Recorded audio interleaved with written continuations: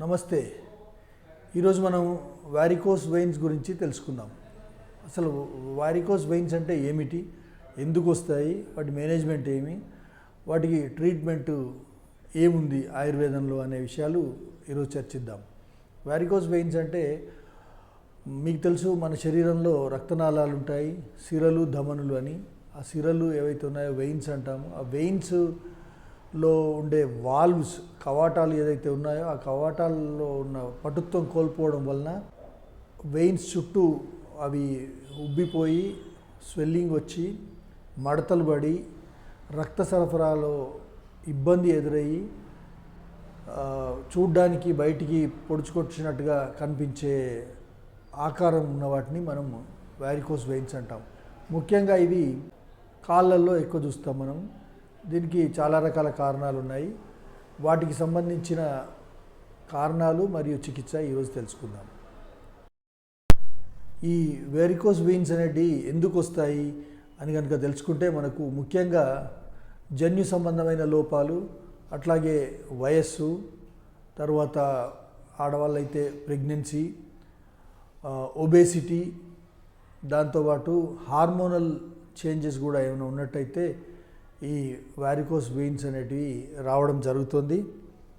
అట్లాగే అన్నిటికన్నా ముఖ్యమైన కారణం అంటే చాలాసేపు నిలబడి పనులు చేయడం, లేదా చాలాసేపు కంటిన్యూస్గా కూర్చుండి పనులు చేసుకోవడం. కంటిన్యూస్ స్ట్రెస్ వాళ్ళ లెగ్స్ పైన ఎప్పుడైతే ఉంటుందో అవి వారికోస్ వెయిన్స్ రావడానికి దారితీస్తుంది. కాబట్టి ముఖ్య కారణంగా మనం ఈ చాలాసేపు నిలబడి చాలాసేపు కూర్చుండే కారణాన్ని చెప్పుకోవచ్చు. ఈ లక్షణాలు ఏముంటాయి మరి ఈ వెరికోస్ వెయిన్స్ వచ్చినప్పుడు అంటే, బాగా సిరలు ప్రామినెంట్గా కనపడడం, ఆ వెయిన్స్ ప్రామినెంట్గా కనపడడం, అట్లాగే వాటి చుట్టూ స్వెల్లింగ్ వచ్చినట్టు ఉండడం. ఆ వెరికోస్ వెయిన్స్ వలన రక్త సరఫరాలో లోపం ఏర్పడి ఆ కింది భాగం అంతా కూడా డిస్కలరేషన్ అయ్యి కలర్ మారిపోయి ఉండడం. ఇంకా అడ్వాన్స్డ్ స్టేజ్ అయితే కనుక అల్సర్ లాగా, వెరికోస్ వెయిన్స్ వలన రక్తం ప్రసరణ జరగక అల్సర్స్ కూడా అవ్వడం, అది లేటర్ స్టేజ్లో జరుగుతుంది. ఈ 4-5 లక్షణాలను బట్టి మనం వెరికోస్ వెయిన్స్ గుర్తుపట్టవచ్చు. వారికోస్ వెయిన్స్ మేనేజ్మెంటు, వీటిని ఎలా నియంత్రించాలి అనేదానికి చికిత్స పరంగా చూస్తే మన సంప్రదాయబద్ధంగా నిర్వహించే చికిత్సలో ముఖ్యంగా చేయవలసింది లైఫ్ స్టైల్ చేంజెస్. దీని లైఫ్ స్టైల్ చేంజెస్ ఏమంటే కంటిన్యూస్గా నిలబడడం కానీ కంటిన్యూస్గా కూర్చోవడం కానీ అవాయిడ్ చేయాలి. అట్లాగే మన వెయిట్ మేనేజ్మెంట్, వెయిట్ చెక్ చేసుకొని ఒబేసిటీకి రాకుండా, ఒబేసిటీకి గురి కాకుండా కూడా చూసుకోవాల్సిన అవసరం ఉంది. అట్లాగే రెగ్యులర్ ఎక్సర్సైజ్.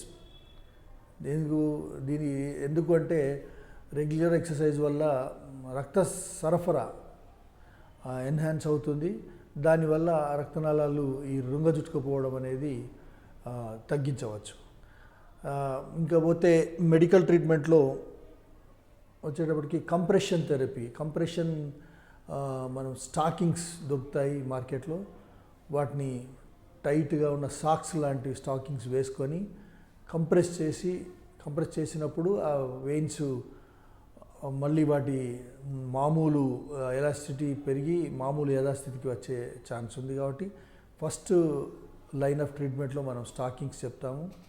అట్లా మెడికల్ మేనేజ్మెంట్లో స్క్లీరోథెరపీ అని, వెయిన్ సర్జరీస్ అని, లేజర్ ట్రీట్మెంట్ అని, తర్వాత ఎండోవీనస్ అబ్లేషన్ థెరపీ అని, ఇవన్నీ అడ్వాన్స్ ట్రీట్మెంట్లు. మినిమల్ ఇన్వాజివ్ సర్జరీ చేసి వాటిని మూసివేయడం, లేకపోతే వాటి బ్లడ్ ఫ్లో ఫెసిలిటేట్ చేయడం, ఇట్లాంటివన్నిటి ద్వారా కూడా ఈ వారికోస్ వెయిన్స్ను మనం ట్రీట్ చేయవచ్చు. ఇప్పుడు ముఖ్యంగా మనం ఇక్కడ నేను ఇది చెప్పే ఉద్దేశం అంటే, ఆయుర్వేదంలో ఒక ఆయుర్వేద వైద్యునిగా నేను ఆయుర్వేదంలో వారికోస్ వెయిన్స్కి ఉన్న మంచి ట్రీట్మెంట్ ఏమిటి, మా క్లినిక్లో మేము చేస్తున్న ట్రీట్మెంట్ ఏమిటి, వాటి గురించి చెప్పడానికి నేను ఈరోజు మీ ముందుకు వచ్చాను. ఆయుర్వేదంలో మనకు తెలుసు, ముఖ్యంగా 3 త్రిదోషాలు ప్రకోపం వలన జబ్బులు వస్తాయి. ఇందులో కూడా వారికోస్ వెయిన్స్ కూడా పిత్త ప్రకోపం వలన అట్లాగే కఫ సంచాలితం వలన ఇవి సంభవించినప్పుడు త్రిదోషాలను బ్యాలెన్సింగ్గా చేసే చికిత్సలు చేయడం చాలా అవసరం.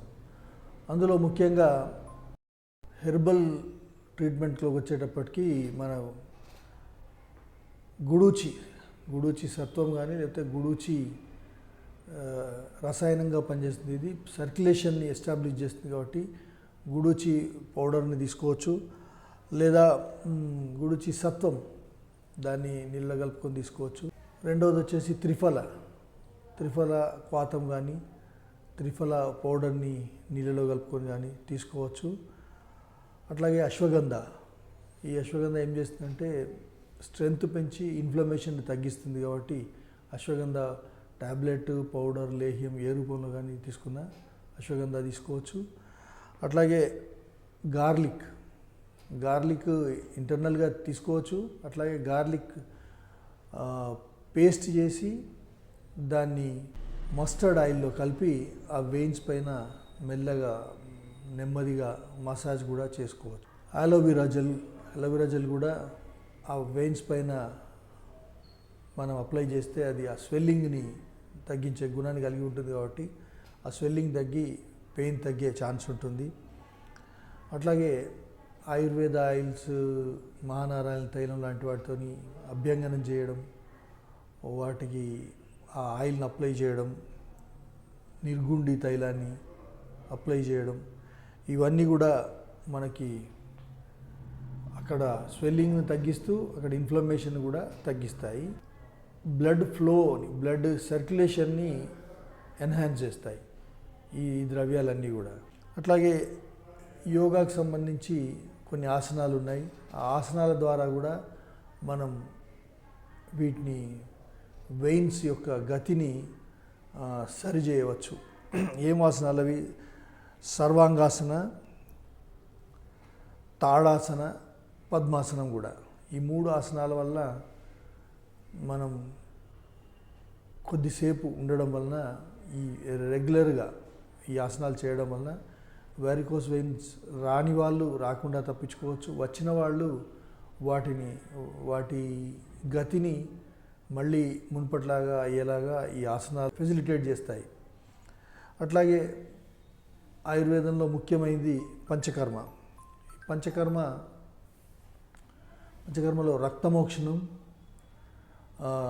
రక్తమోక్షణం ద్వారా ఏమైనా చెడు రక్తం ఉంటే రక్తమోక్షణం చేయించే జలగల ద్వారా లీచ్ థెరపీ చేయొచ్చు. అట్లాగే విరేచన కర్మ ద్వారా దోషాలని బయటకు పంపడం ద్వారా ఏదైతే ప్రకోపం ఉందో ఆ ప్రకోపాన్ని తగ్గించి స్మూత్గా చేసి దాని ఎఫెక్ట్ని తగ్గించి వెయిన్స్ సాఫీగా రక్తాన్ని సరఫరా చేసేలాగా చేయవచ్చు.